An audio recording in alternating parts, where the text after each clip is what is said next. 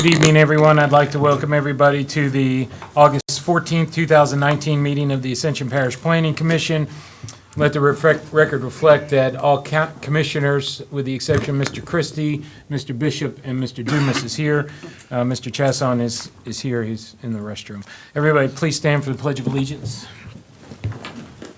Pledge allegiance to the flag of the United States of America and to the republic for which it stands, one nation, under God, indivisible, with liberty and justice for all.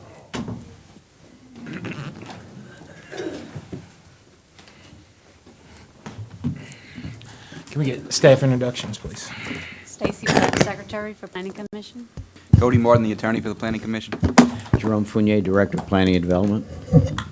Eric Poche, Parish Planner. Lance Brock, zoning official. All right, next item on the agenda is the chairman's comments. I do not have any comments except one announcement. The item number 13, the public hearing to approve or deny the preliminary plat of Lake at West Creek major revision has been withdrawn from the agenda item by the applicant earlier today. Is that right, staff? That is correct. All right, so we'll take that one off the agenda. All right, item number 6 is a public comment section on any agenda item. If anybody's here to speak on any agenda item, Ms. you may Catherine speak Gobble. now. Good evening, Commissioners. I'm going to speak on the item you just pulled because I didn't know it was pulled. The developer agreed to the conditions placed on this preliminary plat approval of Lake at West Creek. Now they're coming back and asking for these conditions to be changed. Conditions on preliminary plats are becoming a problem. Oak Lake in Council District 2 has been more than once on your agenda this year alone, asking for their conditions to be removed or changed. The developer of Lake at West Creek does not want to put in a turn lane as additional construction will be coming. Move Ascension, the parish's program, will be doing a turn lane on their schedule. Oh, now the taxpayers will pay for the turn lane improvements for this development. If you approve this change, the taxpayers will be on the hook to do the turn lane that was required by the developer when this plat was approved. Stop placing conditions on preliminary plats. It gives developers an opportunity to come back and ask you to change the original conditions placed on the development. Ask them to go back to the drawing board and resubmit their proposal. No more conditions on preliminary plats. Save your agendas as well, and them pulling it. Your flexibility on the approval of preliminary plats with conditions gives the developers a large loophole to circumvent our code as well as ignore our giant infrastructure deficit. The developer should pay for this turn lane related to the development of the subdivision. If you are unwilling to require the developer to pay for the infrastructure, then you should not allow the proposed development. Infrastructure first. Thank you. Anyone else? I That's don't it. have any. Okay. Item number 7 is general business. Do we have any general business? Mr. Chairman, I'd like to propose a change to the agenda. I had a resident who had sent us an email who had some concerns about a final plat approval and some issues that he noticed.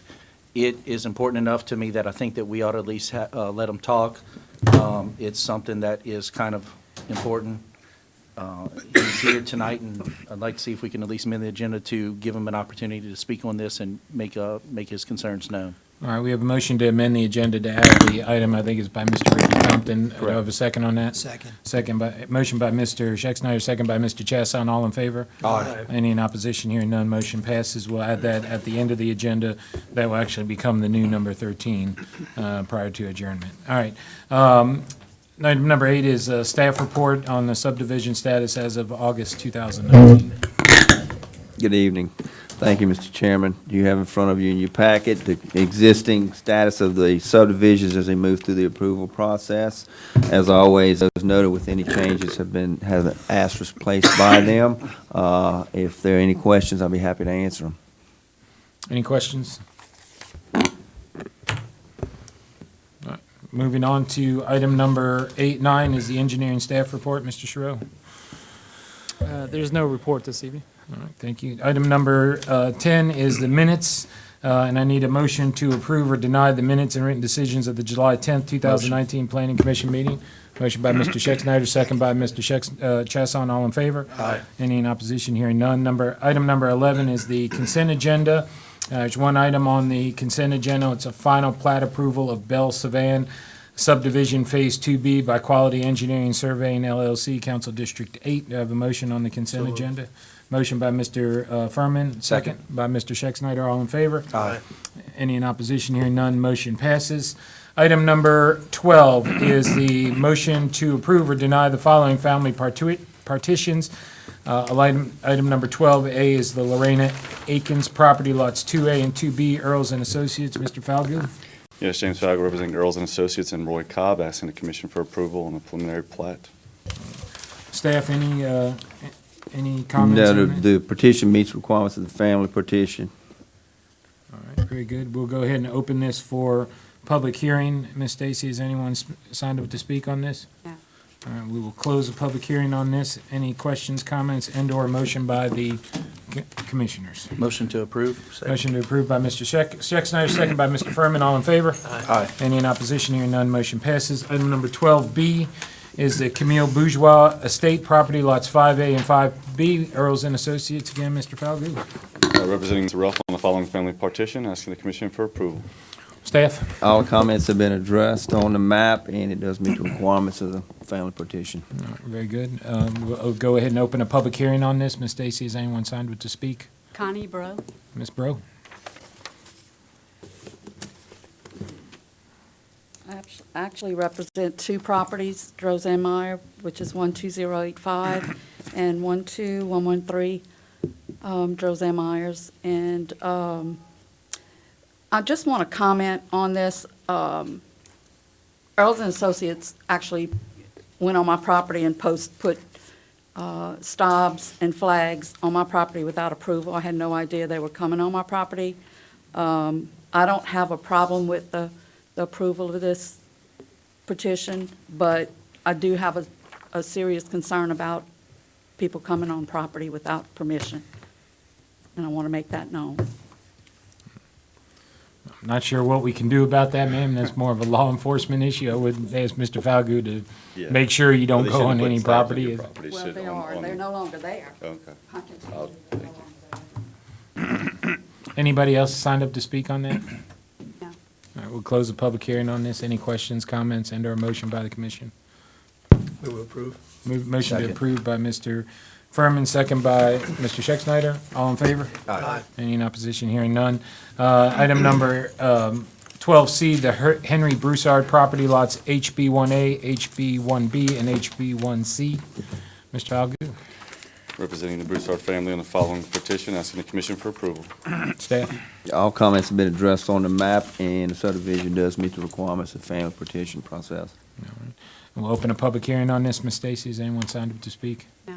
Close the public hearing. Questions, comments, and/or motion? Motion approved. Motion by Mr. Schexnayder, second by Mr. Furman. All in favor? Aye. Any in opposition? Hearing none, motion passes. Item number 12D is Aaron Van Cleve property lots B1 and B2. It's a clean sweep for you tonight, Mr. Falgood. Representing Mr. Van Cleve on the following family partition, asking the commission for approval. Staff, All comments have been addressed, and the petition does meet the requirements of the family partition. we'll open a public hearing on this. Ms. Stacy, has anyone signed up to speak? We'll close the public hearing on this. Questions, comments, motion? The only question I had is the shed on lot B2, all that is good? That's out of the right-of-way and all that? Yes. Okay. Yeah, that's the only thing I had. Motion to, I got a question. So am I looking at this right? Is B1 to the track both to the left and right of B2? North and Trailer? south. Yeah. So you've gonna have one track in the middle? of- No, it's all 2-acre track. It kind of goes around it. He had to cut out a half-acre tract to put his daughter, a residence there. yeah. So he lives up in the front. So he's keeping the whole track. Why not just move this over here so it's a contiguous area instead of having, I guess that's not my problem. Yeah. Okay, that's fine. A motion approved. Motion to approve by Mr. Chasson. Second by Mr. Furman. All in favor? Aye. Any in opposition? Hearing none, motion passes. All right, we will move on now to the new item number 13, Mr. Compton. Matt, before you take it up, you need to go ahead and open public. Well, you can let Mr. Compton present, but then you need to Correct. allow public hearing on it Okay. before you close. Well, do we need a public hearing if we're not making a decision on this? Yes, because anything you add to the agenda, Yeah. under the Okay. opens meeting rules, you have to add public comment. You're up, Mr. Compton.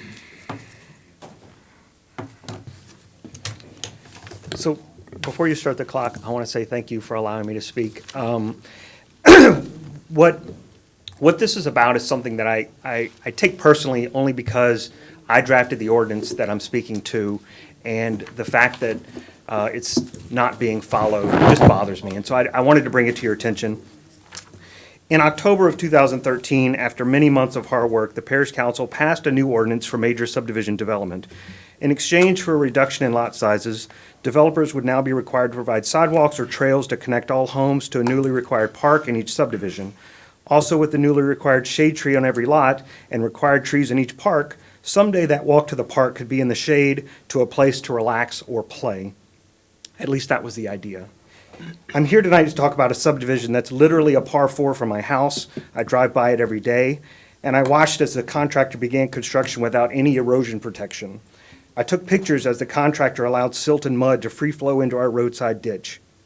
I informed the parish of the deficiency of the contractor, and within a few days, the problems were corrected, but not without the damage having already been done. Several months into construction, the poorly constructed silt protection had failed, and once again, caramel-colored water flowed off the construction site and into our roadside ditches. Again, because of lack of personnel or lack of oversight, the parish didn't do anything until I phoned them to inform them of the violations to their SWIP permit. Again, the problems were resolved, but only after a concerned citizen identified a problem the parish is obligated to identify and correct. In February, when construction was nearing completion, I watched anxiously as the Planning Commission was going to hear the final plat for this subdivision. 1 month before, the council had passed an ordinance amending the subdivision regulations which no longer allowed contingencies on final plats. Watching this subdivision being constructed, I knew for a fact that the contractor had not installed any of the required trees or sign per the ordinance in the park space. But when I reviewed the final inspection letter from CSRS for this subdivision under landscape requirements, it listed none. Here we are 6 months after the final plat was approved. 12 homes are under construction and 6 have been finalized or very soon will be, and still not a single Class A tree has been planted in this subdivision. The developer has chosen to plant crepe myrtles on the lots instead of what the law requires. Not only is this considered an ornamental tree, but does not meet the requirements of the ordinance for the required caliper or actually provide shade. Where am I headed with this? Based on some quick research, since 2015, over 4,000 lots have been approved, with the bulk, if not all of those, being approved under the major subdivision guidelines, meaning most of those subdivisions should include sidewalks, park with trees, and trees on each and every lot that not only meet a species standard for what they will grow into over the next several decades, but a size standard to ensure they aren't planting saplings. I have a full-time job. I'm not driving the roads of Ascension Parish every day, ensuring the developers are doing what they promised. That's someone else's job. But I've watched this one subdivision near my house fail to follow the rules at every turn and fail to plant the trees that they promised they would plant, that the ordinance requires that they plant. How many more subdivisions haven't followed the rules? Because I'd be willing to bet it's not just this one. You can finish up if you're close. I would strongly suggest that the commission request a full accounting of all subdivisions approved since the major subdivision guidelines were adopted and perform an analysis of whether or not they're conforming to the requirements of the code. And if they're not, what are the repercussions? I drove through 8 of them today. Only 1 planted Class A trees, and they were half the size they were supposed to be. It's unacceptable. Thank you for your time. Before we open a public hearing on this, I would like to hear staff's response to these. Yeah, Mr. Chairman, members of the commission, I'll address the SWEP issue, and I'll let Mr. Poche address the tree issue as a landscape architect. The parish was fully aware of the problems with our stormwater program, and we had actually been audited by DEQ. That was earlier this year. We have since gone out and we've hired an individual who's an engineer registered civil engineer who is in charge of our SWEP program, and he is going through each subdivision and making sure that the developer complies with our program, all right? So I know that we look at the silt fences, we think that that's all there is to some of the SWEP issues.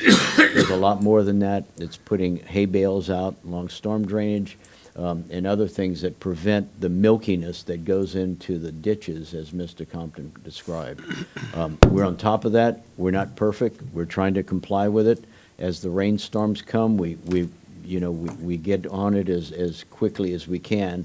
If we get complaints through our new phone system, we are out there within a day, trying to analyze the situation and correct it. So we are aware of it. I am aware of this particular project as well. It's on Norwood Road.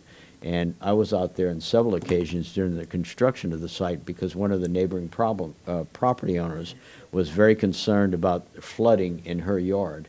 And we assured her through the construction of a adjacent ditch to the property that we would monitor that, make sure that the flooding didn't occur. To my knowledge, it hasn't, even with all the rains that we've had. So, we're trying to stay on top of that. I'm going to let Mr. Poche address the tree issue. As far as the trees and the final plats of the subdivisions, since we removed the performance bond option from the subdivisions, one of the allowances in the code is that there is not water available to allow them to plant the trees in the park spaces after the water is available. Typically, what we have done in the past is we have allowed them to move forward, making sure that the trees are planted in the park space prior to the first certificate of occupancy being issued. Now, I'm not going to say we catch every one of them, and we could certainly be more diligent about making sure that they adhere to those, to the code as it is written. But that's one reason that this particular subdivision that Mr. Compton is talking about is possibly doesn't have the trees there. We do need to be more diligent. We are trying to work with the building department as they have inspectors out there inspecting these houses every day. Sometimes we're successful and sometimes we're not, but we can certainly be more diligent about it in the future. I'd like to add that anyone in the audience tonight or listening on television has a complaint about a project, either it's flooding or trees or anything, please give the department a call. We'll be happy to take care of it. We will go out there and look at this project again tomorrow, make sure that they're in compliance. We'll also contact the contractor and the developer to make sure they are in compliance, right? So. Can you state the number on the record so that if anybody who might be watching wants to call, they know the number to call? Yeah, my direct line is 225-450-1371, right? Real quick, is there any way, like, for instance, if we do find any type of deficiencies and a final plat approval has been given, how do we have any type of, way to stop the developer or pause him or any issues? Can we basically say, you can no longer have any more building permits or COs until you rectify this? What type of teeth do we still have at that point? I'm going to let Cody kind of And address that's that. it's going to be a fact-driven scenario. It's going to depend on if the lot was sold, if it's still owned by the developer. We'd have to look at the individual facts, but it would be like any other violation in the parish. We go ahead and send out letters and then ultimately file an injunction suit for a violation of the ordinance against the landowner. But at some point, we can't just say, we're going to stop issuing building permits or COs on this development? We can't say that at the administration level until you correct these items? I'd have to go back and look at the code for the specific violation you're talking about. Some allow for stop work orders, some doesn't. It just Okay. depends. Well, if it's a legislative problem, it would seem like, particularly if trees aren't planted and things of that nature, that's easy to see. I mean, Yeah, it's a violation You of the can't, code. you may not be able to put a tree on a lot while you're under construction, but certainly, if that's a condition of final plat and that you need a shade tree on that lot or two, before the CO is issued, that should be, I think, a legal requirement that would prevent that, but if that's not there, we can't obviously stop that at administrative level, or at our level, or Yeah. administrative level. So it really becomes a true administrative level. I'd like to add that if there's a solution to this that can remedy some of the problems that we have out there, I'll be happy to bring it to the administration, and we can forward it to the council, a possible ordinance change or whatever the case may be. We'll be happy to process that. Well, I see two councilmen here tonight, so hopefully it'll be home a little bit on that. All right, we'll go ahead and open a public hearing on this matter. Does anybody wish to speak on this? Going once, going twice. Councilman Satterly? Yes, I didn't fill out a card. Well, you couldn't have filled out a card because it wasn't on the agenda when you got here. Good. Everything Ricky said and more, this, gentleman, is not a legislative problem. I was part of that council. Probably all of you, or most of y'all, were seated even as commissioners when we passed that law, actually called the Green Law because it engendered sidewalks, it engendered trees, not just any tree, how many, there's a list of the species and so forth. If the developers are not doing this for whatever the reason, water, poppycock, you can bring water trucks out there and get this done. Expecting, Mr. Fournier says, the public, as Ricky said, he just looked at one, but then looked at 8 others, and 7 of them were in violation. That's 7 too many. This should be taken care of by some sort of inside the administration, because the law is there, gentlemen. Inspection. And that's why I fought hard. He mentioned, you've got an ordinance out there right now, and I backed off. I wanted no contingencies, preliminary or final. And I settled, team spirit, to just, okay, we can have contingencies on preliminary, but definitely not final. And now we learn tonight that even the final is not working, because we have all of these violations going on. It is terrible for me to come here tonight, and frankly, I wasn't coming here tonight, I'm coming for the zoning meeting. But when I heard this, I felt compelled to jump to this mic and speak, okay? It is terrible that we are allowing all of this stormwater drain stuff to go, silting up our ditches and everything with these developers. Someone has to be responsible here. You can't always point a finger and say it's the council's fault. I will not accept that. We have laws, they need to be followed. We make laws, someone needs to be sure that they happen. That they are enforced. And I believe that falls plainly on the administration. Not this commission and not the council. If we're going to point fingers, it's useless to have any laws, gentlemen, that are on the books if we're not going to follow them. We're going to see that in a minute in the zoning condition in my particular borough in District 4. That's another story. But this is terrible. Please do it, Mr. Compton said. I implore you, I beseech you, I beg you to do it. It is your job to go back now and take a look. Since we passed that law, how many times has this happened? You know why? Because each time you guys approved it. Now, I don't blame you because what's your ability to follow up? Like, Mr. Compton, you have a full-time job. Can you ride around and do all this? No. It's hard enough when I was a commissioner and sat in your chair, just go out there and see what's going on in the beginning. But once it's passed, someone needs to follow up. And your job right now, I think, is to do what Mr. Compton said. You need to ask for a study. I would suggest that as a resolution or whatever you have to do as a council, from the chair's position, whatever, y'all get together and you tell the administration, we're madder than hell and we're not going to take it anymore. You making us look bad. Please, go out there and fix this. Don't let these developers put all this stuff into our ditches. Make them put the trees in there that we passed by law. The type of tree, it's not a crepe myrtle, as Ricky said. It's not a shade tree. The intent of the law is not being followed. Gentlemen, please fix it, because like the council, if you're not part of the solution, then you're a part of the problem. And I thank you for listening. Yes, sir.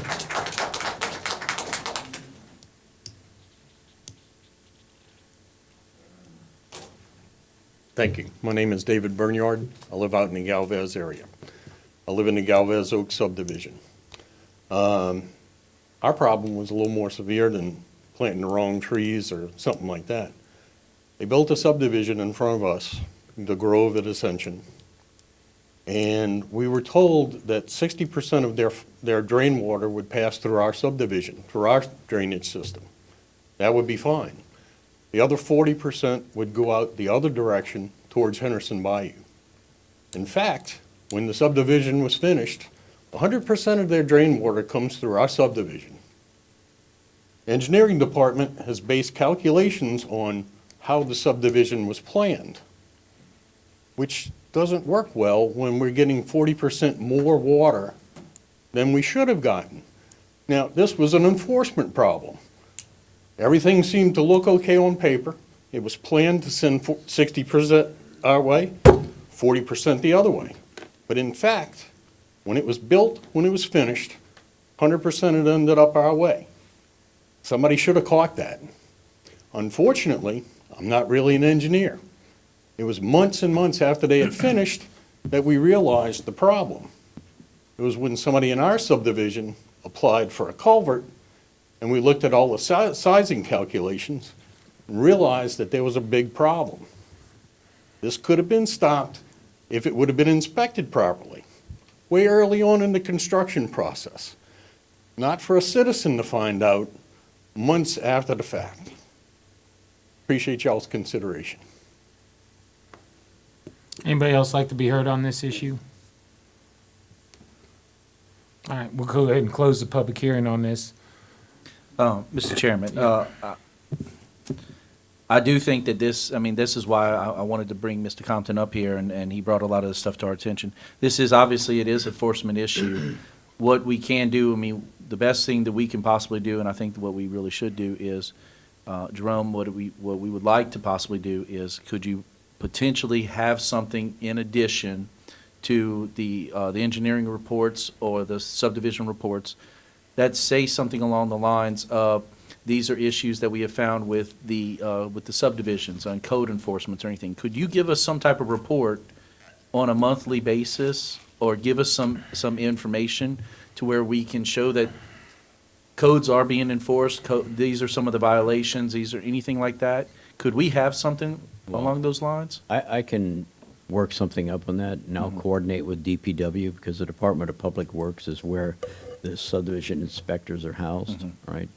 So I'll work with the department head there, and we'll coordinate something, and we can get you a report, right? And it doesn't have to be. It'll be similar to what Eric gives you in terms of the updates on the subdivision, Correct. things of that sort? Yeah, and it could be something as simple of code violations, and this is, it could be something like drainage, it could be silt, it could be trees, it could be, building violations, anything like that. And has this been resolved? So that by the time we get to final plat approval, we've now identified that things have been reported, things have been justified. We can now follow up more with what the ERA says and have a little bit more enforcement of it.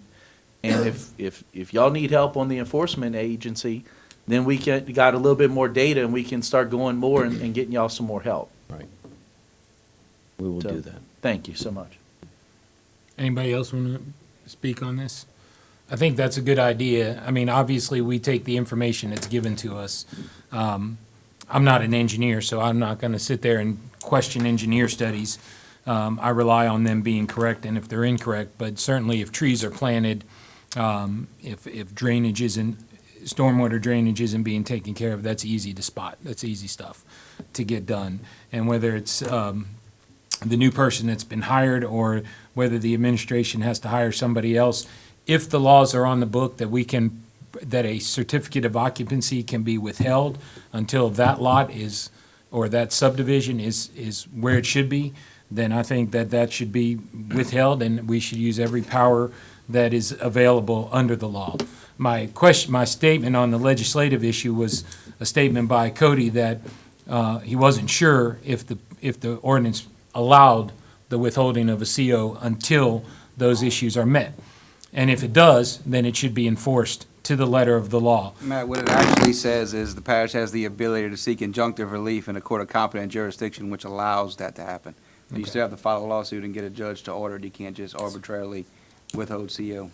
Well, and I would say on that, that creates hoops, because now you're filing lawsuits and injunctive relief, even preliminary injunction and temporary restraining orders have set time periods that are quicker than most lawsuits, but still, that's a cost that has to be incurred by the parish. And what I would recommend is that if what I would recommend to the council is to look at it to change that law so that the administration can enforce and have some teeth, and we're going to withhold this, because even if we approve a final plat where the trees are going to be planted, we have no mechanism then to go out and make that tree get planted on a lot that's being constructed And we until the can't CO do, gets. and we can't do contingencies of it either. And we can't say, yeah, we're gonna, so, that can be done. It sounds like it's a pandemic problem that can be attacked, and I know people are gonna disbelieve me when I say this, but government should work together, both the administrative and the legislative branch, to make sure that the ordinances are passed and ordinances are enforced that make the most sense, particularly when we're dealing with growth issues where there is a lack of public money for infrastructure, when we need the infrastructure dollars coming from the developers. The green space ordinances, I know, is not necessarily directed at that, but it certainly makes the subdivisions a lot nicer, and that should be enforced because it was the will of the elected body, and so all efforts should be made to enforce that to the T, and not let anybody, developer, non-developer, some guy who comes in and just buys a lot because he wants to move to Ascension Parish, yeah, you still got to follow the laws. So I think that's a good start. If you can get us, Jerome, a detail of all the subdivisions that have been approved on final plat that haven't met the requirements that are on the final plat, and then we can leap off from there. I'll work to get you something at the next meeting. Can we make a motion to recommend to the council look at changing the ordinance that Cody just cited? So instead of having to file an injunction, that the parish has the authority to just withhold the certificate of occupancy if they're not in compliance with the final plat? and the I would code? certainly agree to a recommendation for the council to look at that, to study the best way of enforcing that. Ultimately, injunctive relief can be an option, but to make sure that the statutes and the ordinance are being complied with up front, there needs to be something that is lesser than an injunction in my mind. And even something that perhaps the sheriff's department can get involved in going out enforcing it, because that's ultimately the law enforcement arm of the parish. So I'd like to make a resolution or motion that we make a recommendation that the council look at.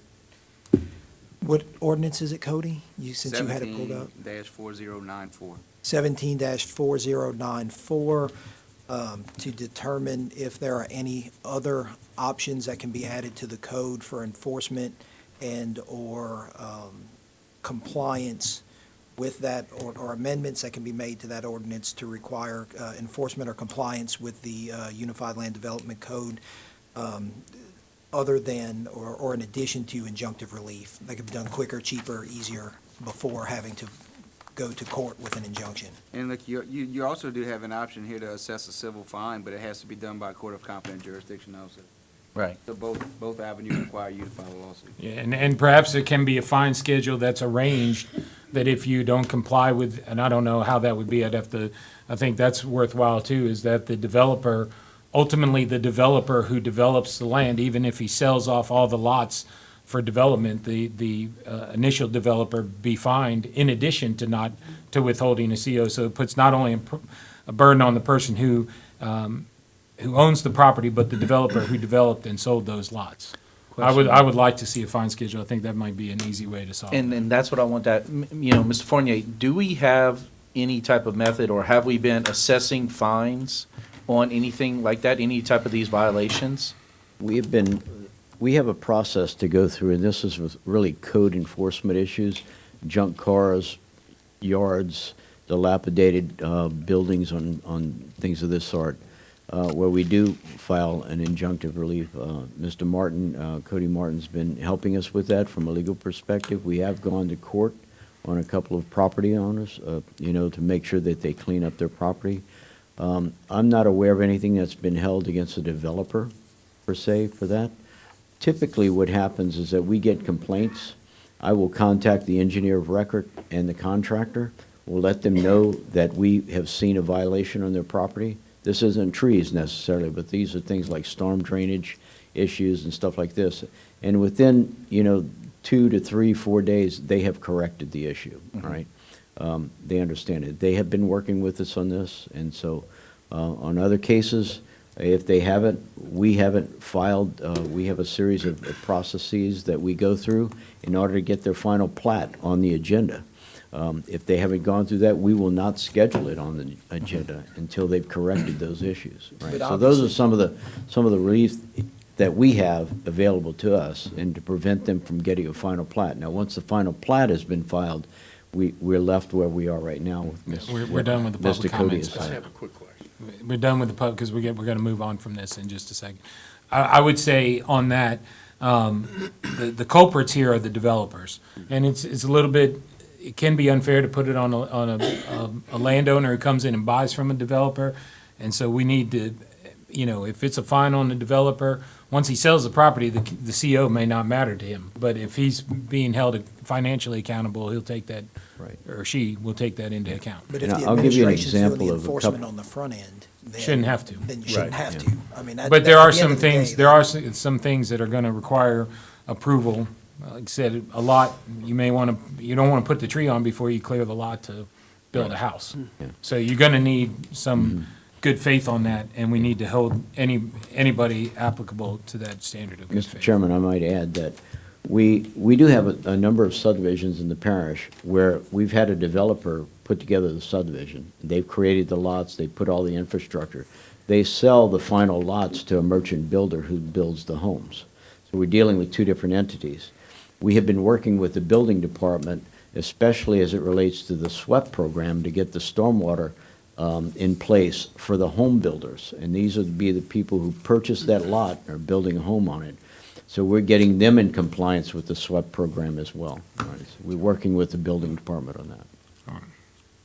But we've got a motion on the table. Yeah, we've got a motion by Mr. Chesson. Do I have a second? By Mr. Schexnayder. All in favor? Aye. Any in opposition? Hearing none, motion carries. All right, that being concluded, item Motion. number 14 is motion to adjourn by Mr. Schexnayder. We'll Second. take a short break to allow TV to catch up and be back in a few minutes for a zoning meeting.